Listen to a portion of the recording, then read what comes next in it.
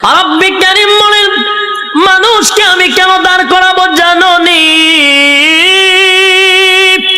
দুনিয়ার জমিনে পরীক্ষা দিছিলি, আমি আল্লাহ সেটার রেজাল্ট তোর হাতে ধরায়া দিব।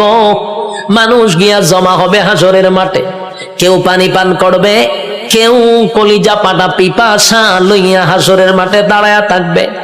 একদিন নয় রে, 2 দিন নয়, 50,000 বছর দাঁড়ায়া থাকতে হবে।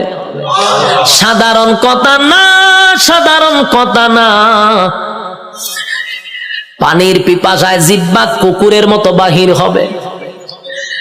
আল্লাহর পয়গম্বর বরকতে হাত দিয়ে কাউকে পানি পান করাবে, আর কেউ পানি না পান করে হাসরের মাঠে দাঁড়ায়া থাকতে হবে।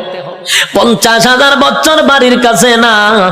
সূর্যের তাপে মানুষের মাথার মগজগুলি গলে গলে পড়বে, জিহ্বাটাও বাহির হবে।